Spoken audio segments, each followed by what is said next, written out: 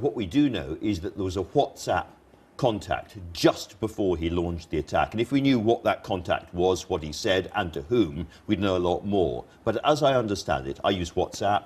It's encrypted at both ends. And if you tap on the WhatsApp system, it tells you that. So you know that the security services, you know the Home Office is never going to see what you do. I can show you what it says here.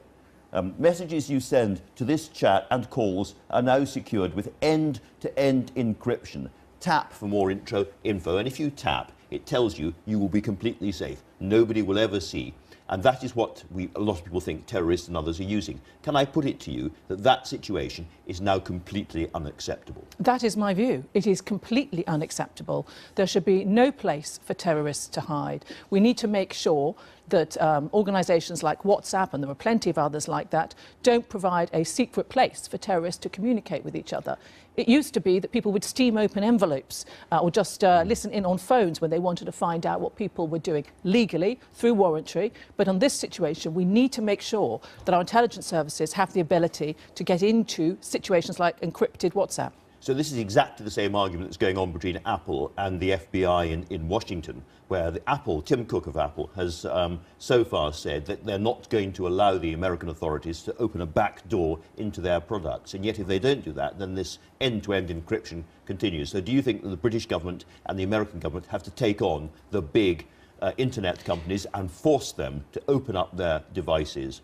But if I was talking to Tim Cook, I would say to him, this is something completely different. We're not saying open up, we don't want to go into the cloud, we don't want to do all sorts of things like that, but we do want them to recognise that they have a responsibility to engage with government, to engage with law enforcement agencies when there is a terrorist situation. We would do it all through the carefully thought through, legally covered arrangements, but they cannot get away with saying we are a different situation. They are not. But they say no. I mean, Tim Cook, CEO of Apple, it would be wrong for the government to force us to build a backdoor into our products. And yet without that, you can't find out what you need to find out. Well, I would ask Tim Cook to think again about other ways of finding out, of helping us work out how we can get into the situations like WhatsApp on the Apple phone. It's not necessarily Apple itself. Sometimes it's WhatsApp or the other situations on it, which is why I'm calling in a lot of the organisations who are relevant to that this week to ask them to work with us to deliver the answer. It's not about them standing back from us.